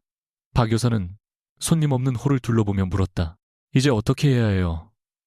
회원은 냄비에 남은 국물을 다시 데웠다. 내일도 문을 열어야죠. 사람들이 다 저 말을 믿는데도요. 굶는 사람은 내일도 생기니까요. 문 밖에서는 몇몇 직원이 회원을 비난하는 피켓을 들고 서 있었다. 회원은 그들에게 화를 내지 않았다. 그들이 두려워하는 것은 자신이 아니라 사라질 월급과 무너질 가족이라는 것을 알고 있었다. 그 시각 도윤은 회의실에 혼자 남아 공개된 녹음을 반복해서 듣고 있었다. 배경에 깔린 국밥집의 문 종소리가 한 번 울린 뒤 회원의 문장이 이어졌고 불과 반초 뒤 똑같은 높이와 길이의 종소리가 다시 들렸다. 자연스럽게 두 번 울린 소리가 아니었다. 같은 부분이 복사된 흔적이었다. 도윤은 즉시 녹음 파형을 확대했다. 회원을 끌어내린 증거에는 아주 작은 틈이 있었다. 그러나 그가 전화를 들었을 때 회원은 받지 않았다. 계산대 위 낡은 전화기는 한 번 울린 뒤 조용해졌고 더 이상 그녀의 명령을 기다리는 사람도 없었다. 권한을 잃은 다음 날에도 서혜원은 새벽 5시에 은성국밥에 불을 켰다. 가게 앞에는 전날 밤 사람들이 붙여놓은 비난 전단이 젖은 채 남아 있었고 유리창에는 검은 매직으로 돈놀이꾼이라는 글자가 적혀 있었다. 박 여사가 걸레를 들자 회원은 말없이 그 손을 막았다. 제가 지울게요. 그녀는 차가운 물에 걸레를 적셔 한 글자씩 문질렀다. 잉크가 번지며 손등까지 검게 물들었지만 회원은 멈추지 않았다. 붉은 인장도 명령권도 은성회의 자금도 더는 그녀에게 없었다. 남은 것은 자신이 직접 확인한 숫자와 태준의 회사에서 일하는 사람들의 이름뿐이었다. 오전 7시가 되자 성남 공장 작업복을 입은 직원 5명이 가게로 들어왔다. 그들은 자리에 앉지 않고 출입문 앞에 서 있었다. 가장 나이가 많은 남자가 떨리는 목소리로 물었다. 정말 공장을 닫을 겁니까? 회원은 국자를 내려놓았다. 닫지 않습니다. 말로는 못 믿습니다. 강 대표는 당신이 설비를 팔고 부지만 가져갈 거라고 했어요. 그럼 문서로 드리겠습니다. 회원은 계산대 아래에서 미리 준비한 고용유지 확약서를 꺼냈다. 전환이 확정될 경우 3년 동안 생산시설을 유지하고 인위적 대량 해고를 하지 않으며 급여와 협력업체 대금을 최우선으로 지급한다는 내용이었다. 남자는 서류를 읽다가 물었다. 지금 권한도 없다면서 이런 약속을 어떻게 지킵니까? 혜원은 그의 눈을 피하지 않았다. 그래서 제 개인 수익권을 담보로 걸었습니다. 제가 약속을 어기면 그 재산부터 직원 기금으로 넘어갑니다. 직원들은 서로를 바라봤다. 혜원은 그들에게 믿으라고 강요하지 않았다. 서명한 원본을 가져가세요. 믿지 않아도 됩니다. 대신 확인해 보세요. 한도윤은 오전 내내 국밥집 앞에 서 있다가 손님이 줄어든 뒤에야 안으로 들어왔다. 혜원은 그를 보았지만 인사하지 않았다. 도윤은 아무 말 없이 노트북과 서류 상자를 가장 구석진 탁자 위에 올려놓았다. 녹음 파일이 편집됐다는 분석 결과가 나왔습니다. 혜원은 냄비에 팔을 넣으며 대답했다. 그걸로 권한 정지가 바로 풀리지는 않을 겁니다. 알고 있습니다. 그래서 원본을 찾았습니다. 그녀의 손이 멈췄다.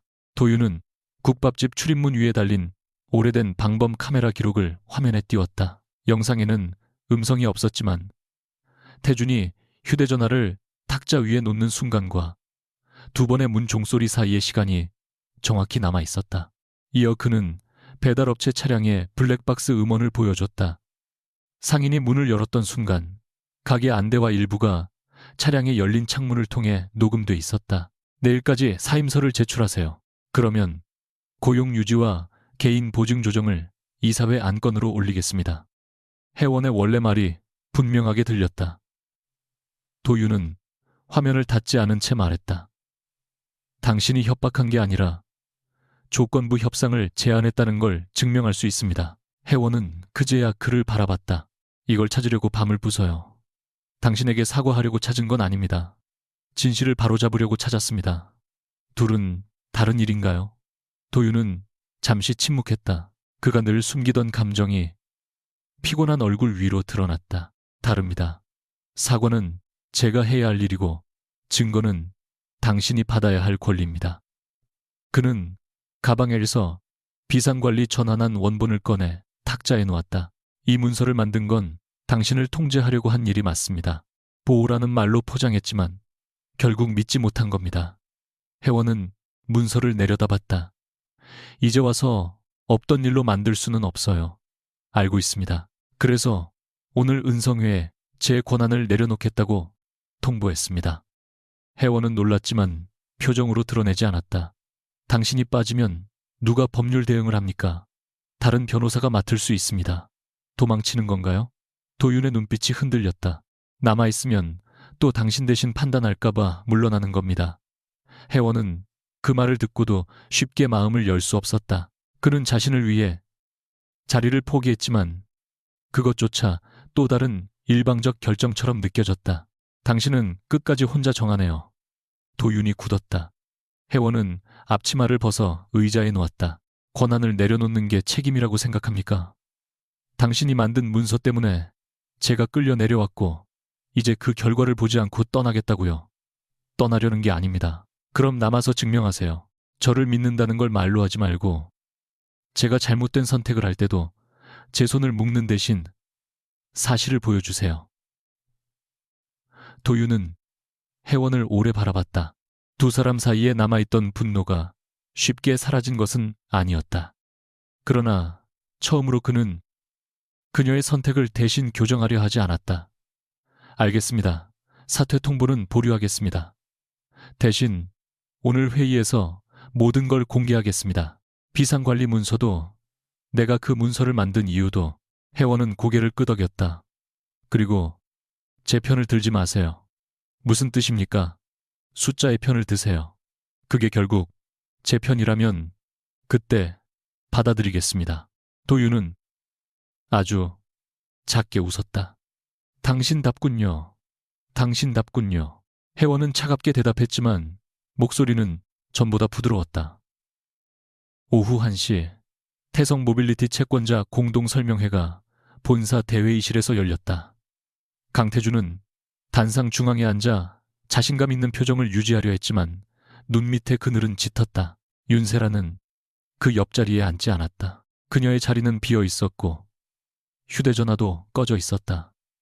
태주는 그것이 자신을 불안하게 만든다는 사실을 감추기 위해 회의 시작과 동시에 목소리를 높였다.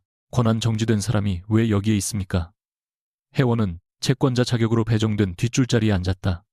은성회를 대표하러 온 게 아닙니다. 태성 모빌리티의 채권 수익권자이자 고용 유지안을 제안한 당사자로 왔습니다. 장만식이 공동관리 대표로 단상에 올라 말했다. 서혜원 씨에게 자금 집행 권한은 없지만 관련 자료를 제출하고 진술할 권리는 있습니다. 태주는 비웃었다. 결국 은성회가 한편이라는 뜻이군. 장만식은 냉정하게 대답했다. 오늘 누구의 편도 들지 않습니다. 책임이 누구에게 있는지 확인할 뿐입니다. 첫 번째로 공개된 것은 편집된 녹음의 분석 보고서였다. 도윤은 같은 문 종소리가 복제됐다는 파형과 원본 일부를 차례로 재생했다. 회의실 곳곳에서 낮은 탄식이 흘렀다. 태주는 즉시 말했다. 배달 차량의 음원이 완전한 원본이라는 보장이 있습니까? 도윤은 차량 기록, 시각 방범 카메라, 영상 주문 앱에 배달 완료 시각을 동시에 띄웠다. 세 기록은 초 단위까지 일치했다. 세 자료는 서로 다른 시스템에서 확보됐고 제출 전에 외부 감정 절차를 거쳤습니다. 태주는 입술을 깨물었다. 혜원은 그를 바라보지 않았다. 그녀는 자신이 이기는 장면이 아니라 처음으로 잘린 문장이 제자리로 돌아가는 순간을 보고 있었다. 다음 자료는 성남 공장 매각 계약이었다. 혜원은 직접 단상에 오르지 않고 자리에서 서류를 넘겼다. 장만식이 화면에 계약 금액과 재임대 비용을 띄웠다. 매각 대금은 공장의 장부 가치보다 현저히 낮았고 이후 태성 모빌리티가 부담해야 할 임대료는 기존 운영비보다 2배 가까이 높았다. 태주는 고개를 돌려 비어있는 세라의 자리를 바라봤다. 윤세라가 실무를 담당했습니다. 나는 유동성 확보라는 보고만 받았습니다. 혜원은 처음으로 그를 향해 말했다. 최종 결제는 당신이 했습니다. 세부 조건을 숨겼다면 나도 피해자야. 법무팀이 3번이나 위험하다고 보고했습니다. 화면에는 전자 결제 기록이 나타났다. 핵심 자산 처분, 제한 조항, 재임대 비용 증가, 이해 관계자, 거래 가능성을 경고한 문서가 모두 태준의 계정에서 열람된 흔적이 있었다. 첫 번째 보고서는 32초, 두 번째는 11초, 세 번째는 열어보지도 않은 채 승인됐다. 혜원은 담담하게 말했다. 보고를 받지 못한 게 아니라 읽지 않은 겁니다. 태준의 얼굴이 붉어졌다. 대표가 모든 문장을 직접 읽어야 하나 전문가들이 판단해서 올리는 거야. 사회이사 한 명이 물었다. 그 전문가가 이해관계자라는 의혹이 있는데도 확인하지 않았습니까? 태준은 대답하지 못했다. 장만식은 다운홀딩스의 실소유 구조를 공개했다. 윤세라의 외삼촌이 명목상 대표였고 매각 성공 보수는 세라가 관계된 해외 자문사로 흘러가도록 설계돼 있었다. 그제야 태준은 자신이 세라에게 이용당했다는 사실을 이해했다. 그러나 혜원은 그의 피해자 행세를 허락하지 않았다. 윤세라는 회사를 빼돌리려 했습니다. 하지만 그 문을 열어준 사람은 당신이에요. 회의실 뒤편에서 공장 직원 몇 명이 지켜보고 있었다. 그중 아침에 국밥집을 찾았던 남자가 손을 들었다. 서혜원 씨가 경영권을 가지면 정말 공장을 유지합니까? 혜원은 자리에서 일어났다. 제가 직접 CEO가 되지는 않을 겁니다. 외부 구조조정 전문가를 선임하고 생산시설 매각은 노동자 대표와 채권자위원회의 동의 없이는 불가능하게 만들겠습니다. 태준이 비웃었다. 듣기 좋은 말은 누구나 하지. 혜원은 직원에게 고용유지 확약서 사본을 보여줬다. 이 약속을 어기면 제 개인 수익권이 직원 기금으로 넘어갑니다. 이미 공증 절차를 시작했습니다. 장만식은 놀란 표정을 숨기지 못했다. 그는 그 사실을 알고 있었지만 공개적으로 확인될 줄은 몰랐다. 혜원은 말을 이었다. 저는 태성 모빌리티를 갖고 싶은 게 아닙니다. 이 회사가 한 사람의 체면을 위해 더 이상 빚을 늘리지 않게 만들고 싶습니다. 태준이 의자를 밀치며 일어났다. 결국 나를 쫓아내겠다는 말이잖아. 네. 혜원은 처음으로 단호하게 인정했다. 당신은 물러나야 합니다. 하지만 그건 제 복수 때문이 아니라 당신이 대표직을 지킬 자격을 잃었기 때문입니다. 태준의 눈에 분노와 공포가 뒤섞였다. 네가 뭔데 내 자격을 판단해? 혜원은 차분히 답했다. 제가 아니라 당신이 서명한 계약과 당신이 무시한 경고와 당신이 팔아넘긴 공장이 판단합니다. 도윤은 마지막으로 은성의 비상관리 전환안을 공개했다. 그는 문서가 자신에 의해 작성됐고 혜원을 잠재적 위험으로 규정한 판단이 불완전했다고 인정했다. 그러나 이 절차가 존재했기 때문에 서혜원 씨는 권한을 잃은 상태에서 어떤 자금도 움직일 수 없었습니다. 그럼에도 그녀는 개인 자산을 담보로 직원 급여를 보호했고 은성회의, 내부 정보 대신 외부에서 검증 가능한 자료만으로 오늘의 주장을 입증했습니다. 장만식이 그를 바라봤다. 한 변호사는 권한 정지를 철회해야 한다고 봅니까? 도윤은 혜원 쪽을 보지 않고 대답했다. 저는 철회를 요청하지 않습니다. 표결권도 행사하지 않겠습니다. 다만 권한이 없는 상태에서도 원칙을 지킨 사실을 판단 자료에 포함해 주십시오. 그 순간 혜원은 도윤이 자신의 편을 들지 말라는 말을 이해했다는 것을 알았다. 그는 그녀를 감싸지 않았다. 대신 그녀가 스스로 남긴 행동의 기록을 빛 아래에 놓았다. 장만식은 잠시 눈을 감았다가 말했다. 사실 하나를 더 밝히겠습니다. 권한 정지는 단순한 처벌이 아니었습니다. 오복자 회주가 남긴 승계 절차에 따라 후계자가 권한 없이도 조직의 신용을 지킬 수 있는지 확인하는 마지막 검증이었습니다. 혜원의 얼굴이 굳었다. 장만식은 봉인된 기록을 꺼냈다. 한 변호사가 만든 안전장치는 거칠었지만 오해주의 조건과 맞닿아 있었습니다. 다만 누구도 서혜원 씨에게 미리 알릴 수 없었습니다. 혜원은 배신감을 느끼면서도 그 검증의 의미를 부정할 수 없었다. 권력이 없어진 순간 자신이 선택한 것이 진짜 자신의 원칙이었기 때문이다. 표결이 시작되기 전 도윤은 오복자가 남긴 봉투를 혜원에게 건넸다. 혜원은 회의실 뒤편에서 봉인을 열었다. 안에는 긴 유언도 재산 목록도 없었다. 한 장의 종이에 짧은 문장만 적혀 있었다. 빚을 가장 많이 받아내는 사람이 주인이 아니다. 어떤 빚을 받지 않아야 하는지 아는 사람이 주인이다. 혜원은 글씨를 손끝으로 쓸어내렸다. 어머니는 그녀가 강태준에게 복수하지 말라고 명령한 것이 아니었다. 복수할 힘을 얻은 뒤에도 멈출 수 있는 사람인지 묻고 있었다. 태준은 개인 보증 때문에 경영권을 잃으면 모든 것을 빼앗길 수 있었다.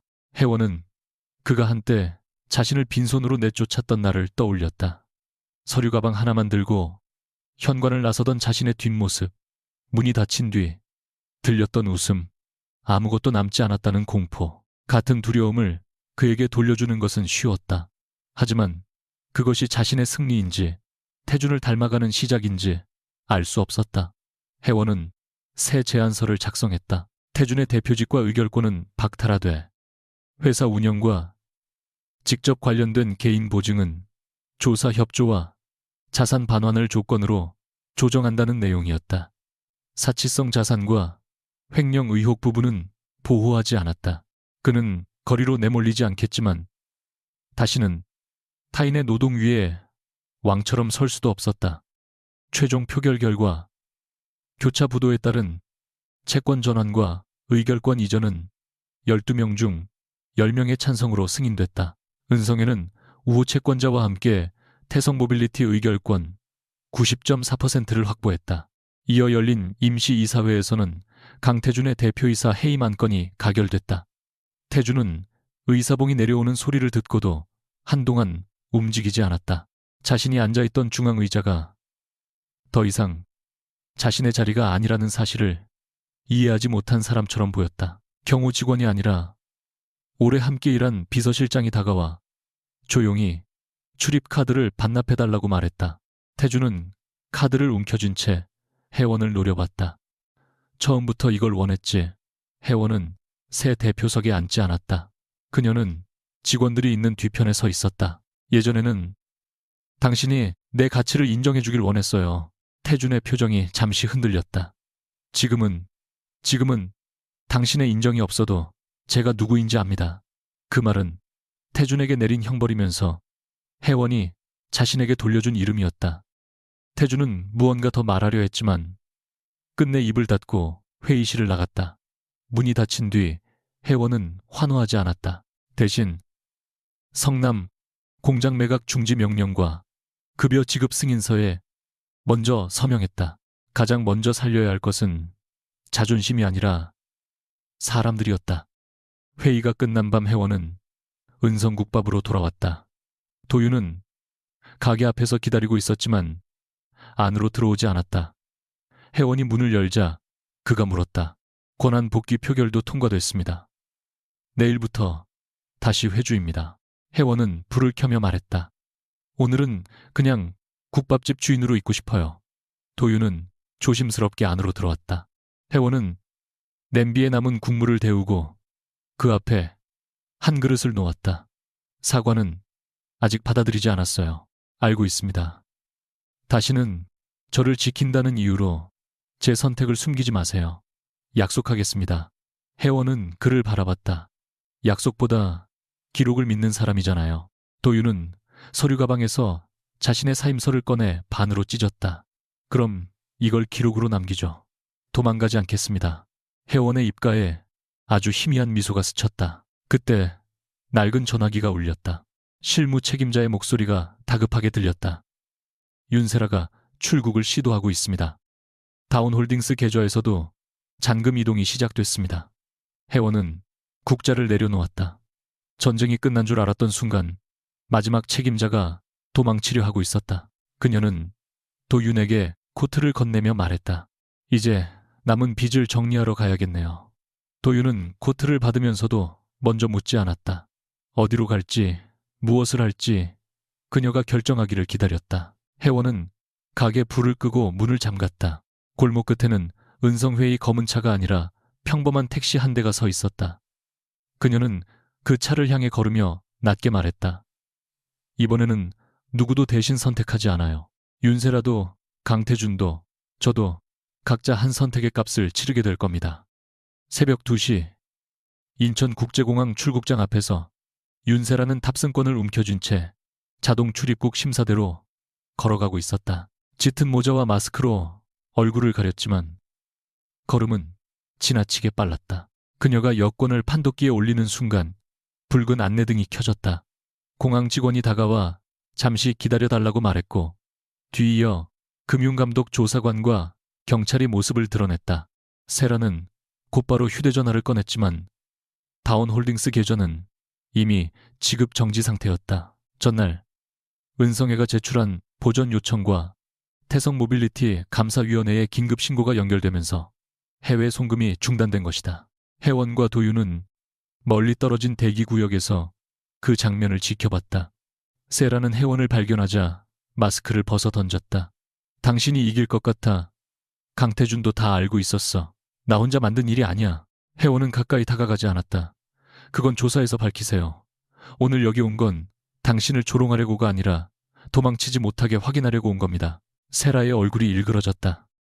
당신은 깨끗한 척하지만 결국 남의 빚을 이용했잖아. 혜원은 흔들리지 않았다.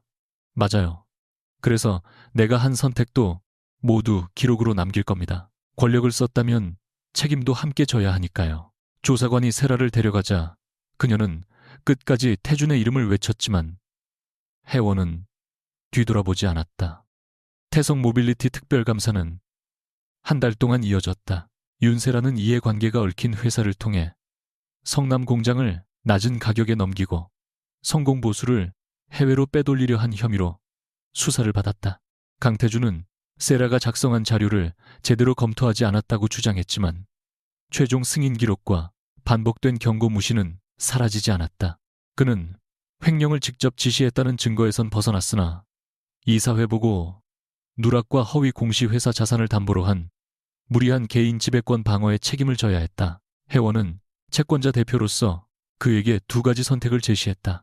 개인 소유의 한남동 주택과 해외 별장 회사 비용으로 구입한 미술품을 처분해 손실 일부를 메우고 조사에 협조하거나 모든 개인 보증 채무를 즉시 청구받는 것이었다.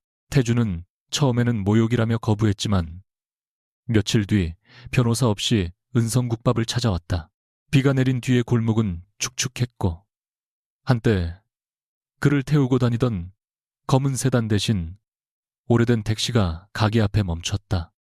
그는 예전보다 수척했지만 여전히 고개를 숙이는 법을 모르는 얼굴이었다. 혜원은 말없이 국밥 한 그릇을 내놓았다. 태주는 숟가락을 들지 않은 채 물었다. 처음부터 내가 여기까지 올 줄 알았어. 혜원은 맞은편에 앉지 않고 계산대 옆에 섰다. 당신이 계속 같은 선택을 하면 이렇게 될 줄은 알았어요. 하지만 멈출 수도 있다고 생각했죠. 태주는 식어가는 국물을 바라봤다. 네가 내 빚을 사지 않았다면 회사는 버텼을지도 몰라. 혜원은 차분하게 대답했다. 내가 사지 않았어도 다른 누군가가 샀을 거예요. 당신은 회사를 살리려고 돈을 빌린 게 아니라 실패한 사람처럼 보이지 않으려고 빌렸으니까. 태준의 손이 숟가락을 꽉 쥐었다. 결국 나를 무능한 사람으로 만들고 싶었군. 당신을 그렇게 만든 건 제가 아니에요. 혜원은 오래 망설이다가 마지막으로 숨겨두었던 말을 꺼냈다. 우리 결혼이 끝난 날 당신은 내가 아무것도 한 일이 없다고 했죠. 그 말을 들은 뒤 나는 당신이 무너지는 모습을 보면 내 시간이 돌아올 거라고 생각했어요. 당신이 내 도움 없이는 아무것도 아니라는 걸 증명하면 내가 다시 살아날 줄 알았죠. 태주는 처음으로 그녀를 똑바로 바라봤다. 혜원은 시선을 피하지 않았다. 하지만 당신이 의자에서 내려오는 걸 봐도 제 시간이 돌아오지는 않았어요. 제가 잃은 건 당신에게서 되찾을 수 있는 게 아니었으니까. 태준의 얼굴에서 분노가 조금씩 빠져나갔다. 그는 아주 낮은 목소리로 물었다. 그럼 왜 나를 완전히 끝내지 않았어? 혜원은 오복자의 편지를 떠올렸다. 할 수 있다고 해서 반드시 해야 하는 건 아니니까요. 당신이 제게 했던 일을 그대로 돌려주면 결국 제 인생의 기준은 끝까지 당신이 됩니다. 태주는 한참 뒤에야 숟가락을 들었다. 국물은 이미 미지근했지만 그는 아무 말 없이 끝까지 먹었다. 계산대에 돈을 내려놓으려 하자 혜원은 고개를 저었다. 오늘 밥값은 회사에 돌려놓을 자산 목록으로 받겠습니다. 그날 오후 태주는 자산 반환과 조사 협조 합의서에 서명했다. 혜원은 태성 모빌리티의 새 대표이사 자리에 자신이 앉지 않았다. 대신 제조업 구조조정 경험이 있는 외부 경영인을 선임하고 노동자 대표와 협력업체 대표, 채권자 위원이 함께 참여하는 경영감시위원회를 만들었다. 한남동 게스트하우스와 의전용 차량 사용하지 않는 회원권과 고가의 미술품은 공개 절차를 거쳐 매각됐다. 언론은 한때 혜원이 회사를 값싸게 삼킬 것이라고 예상했지만 그녀는 전환받은 지분 일부를 임직원 장기복지 신탁에 넣었다. 직원들은 당장 주식을 나눠받지 않았지만 회사가 일정 수준의 이익을 회복하면 배당과 복지 재원으로 돌아가도록 설계됐다. 성남 공장 매각은 공식 철회됐고 밀렸던 협력업체 대금도 순차적으로 지급됐다. 구조조정은 피할 수 없었지만 혜원은 생산 현장을 줄이는 대신 태준이 버려놓은 해외 전시 사업과 보여주기식 연구 조직부터 정리했다. 공장 직원들이 다시 은성국밥을 찾았을 때 처음 혜원에게 확약서를 요구했던 남자는 조용히 봉투 하나를 내밀었다. 안에는 직원들이 함께 적은 감사 편지가 들어 있었다. 혜원은 그것을 읽고도 웃지 못했다. 저를 믿어줘서 고맙습니다라는 말 대신 그녀는 끝까지 확인해 주세요. 믿음은 감시를 포기하라는 뜻이 아니니까요 라고 말했다. 도윤은 옆에서 그 말을 듣고 아주 작게 고개를 끄덕였다. 은성의 내부에서도 변화가 시작됐다. 혜원은 회주 권한을 되찾은 첫날 자신의 승인만으로 큰 채권을 매입할 수 없도록 규정을 바꿨다. 일정 규모 이상의 거래는 외부 법률 검토와 채무자 보호 심사를 동시에 거치게 했고, 상환 가능성이 없는 소상공인에게는 이자를 늘리는 대신 회생 상담을 먼저 제공하도록 했다. 장만식은 처음에는 은성회의 수익성이 떨어질 것이라며 반대했다. 회원은 수십 년 된 장부를 탁자 위에 펼쳐 보였다. 오복자가 높은 이자를 받을 수 있었지만 일부 원금을 포기해 다시 살아난 가게들의 기록이었다. 그 가게들 중 상당수는 훗날 은성회의 가장 오래된 거래처가 되어 있었다. 어머니가 지킨 건 돈이 아니라 돌아올 수 있는 사람들의 길이었어요. 회원이 말하자 장만식은 오래 침묵했다. 회원은 그 자리에서 회생 상담을 받은 채무자의 정보가 추심 담당자에게 함부로 공유되지 않도록 별도 기록 체계도 제안했다. 돈을 빌린 사람의 약점이 조직 안에서 거래되는 순간 은성회 역시 태준과 같은 오만에 빠질 수 있다고 경고했다. 결국 장만식은 새 규정에 도장을 찍으며 말했다. 오, 회주님보다 더 까다로운 사람이 왔군요. 회원은 처음으로 가운데 자리에 앉았다. 그러나 오복자의 낡은 의자는 버리지 않았다. 새 의자 옆에 그대로 두어 누구도 자신이 처음부터 이 자리에 있었던 사람이라고 착각하지 않게 했다. 은성국밥의 뒷방은 이후 작은 사업자들을 위한 채무조정 상담실로 바뀌기 시작했다. 도윤은 매일 저녁 그 방에 공사를 도왔다. 그는 법률 서류보다 무거운 책장을 옮기는 데 서툴렀고 못을 박을 때마다 벽에 작은 흠집을 냈다. 회원은 처음 며칠 동안 필요한 말만 했다. 두 사람 사이의 상처는 사건이 끝났다고 바로 사라지지 않았다. 어느 날 도윤이 새 상담실에 명패를 달다가 수평을 맞추지 못하자 회원이 그의 손에서 드라이버를 빼앗았다. 변호사는 직선을 잘 찾는 줄 알았는데요. 도윤이 대답했다. 법에서는 그렇지만 사람 사이에서는 계속 틀렸습니다. 회원은 명패를 바로잡다가 손을 멈췄다. 도윤은 더 이상 변명하지 않았다. 나는 당신이 잘못될까봐 두려웠고 그 두려움을 신뢰보다 앞세웠습니다. 다시는 그러지 않겠다고 쉽게 약속하지 않겠습니다.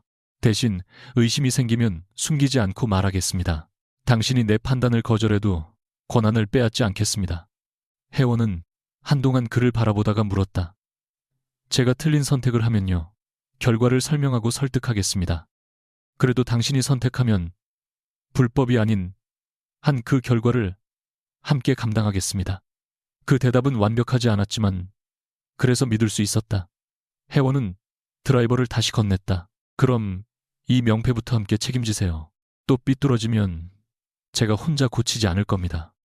윤세라의 재판이 시작될 무렵 강태주는 공식적으로 모든 경영 직함을 내려놓고 보유 자산 대부분을 처분했다.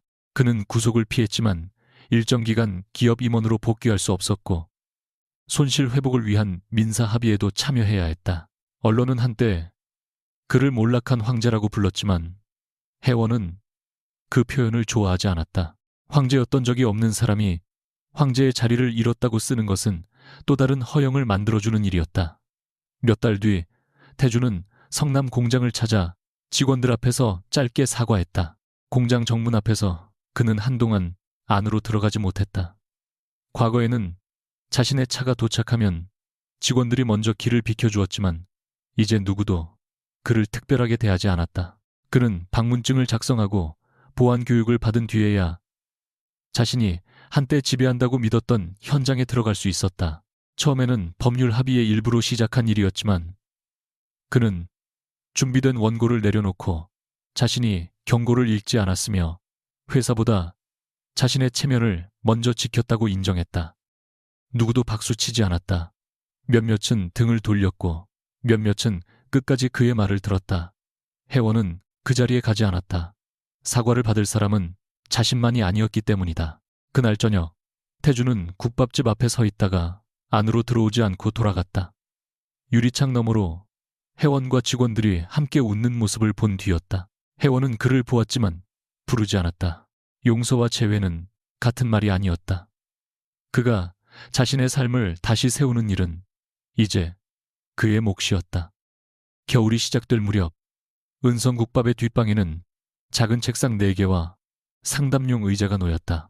벽에는 무료 채무 상담 일정과 소상공인 회생 절차 안내가 붙었고 장부를 보관하던 철제 서랍장은 투명한 잠금 장치가 있는 문서함으로 바뀌었다. 개소 첫날 상담이 끝난 뒤 도윤은 구석자리에서 식어버린 국밥을 먹고 있었다. 혜원은 그의 그릇을 보더니 말없이 가져갔다. 아직 먹고 있었습니다. 도윤이 항의하자 혜원은 뜨거운 국물과 새 밥을 담아 다시 내놓았다. 1시간이나 기다렸잖아요. 식은 걸 먹고 아프면 상담실 일이 밀립니다. 법률 대리인에게 주는 특별 대우입니까? 혜원은 맞은편 의자에 앉았다. 아니요. 기다리는 법을 겨우 배운 사람에게 주는 겁니다. 도윤은 숟가락을 들지 않고 그녀를 바라봤다. 얼마나 더 기다려야 합니까? 예전의 혜원이라면 농담으로 넘기거나 침묵했을 것이다. 하지만 그녀는 더 이상 마음을 숨기는 것이 강함이라고 믿지 않았다. 서두르지 않는다면 오래 기다릴 필요는 없어요. 도윤의 눈빛이 조심스럽게 밝아졌다. 그는 손을 뻗지 않고 물었다. 그럼 오늘은 같이 집에 가도 됩니까? 혜원은 잠시 생각한 뒤 고개를 끄덕였다. 가게 문을 닫는 것부터 도와주세요. 두 사람은 나란히 일어나 의자를 정리했다. 어느 쪽도 다른 사람의 걸음을 끌지 않았고 누구도 앞서 문을 열지 않았다. 마지막 손님이 떠난 뒤 혜원은 은성국밥에 불을 하나씩 껐다. 계산대 옆에는 여전히 은빛별이 수놓인 손수건이 놓여 있었지만 더 이상 젖은 얼굴을 숨기기 위한 물건처럼 보이지 않았다. 그것은 자신이 어디에서 시작했고 어떤 선택을 거쳐 이 자리에 왔는지 알려주는 표식이었다. 혜원은 가게 문을 잠그기 전 벽에 걸린 오래된 앞치마를 손끝으로 한 번 쓸었다. 태준이 그것을 가난의 증거라고 조롱했던 날, 그녀는 그 앞치마를 벗어던지는 대신 반듯하게 걸어두었다. 이제야 그 이유를 알 것 같았다. 그녀가 버려야 했던 것은 노동의 흔적이 아니라 다른 사람의 시선으로 자신의 가치를 정하던 습관이었다. 도윤이 골목에서 기다리며 우산을 펼쳤다. 그는 혜원 쪽으로 우산을 기울이면서도 그녀를 끌어당기지 않았다. 혜원은 스스로 한 걸음 다가가 그의 옆에 섰다. 두 사람의 어깨가 가볍게 닿았다. 뒤편 간판에 불이 꺼지고 골목이 어두워졌지만 가게 안솥에는 다음날 아침을 위한 국물이 천천히 식고 있었다. 혜원은 문을 한번 확인한 뒤 도윤과 함께 걸었다. 빚은 사람을 무너뜨리기도 했지만 어떤 빚을 거두지 않을지 선택하는 순간 새로운 길이 열리기도 했다. 그녀는 마침내 누군가에게 인정받기 위해 사는 여자가 아니라 자신이 지킬 것을 스스로 선택하는 사람이 되어 있었다.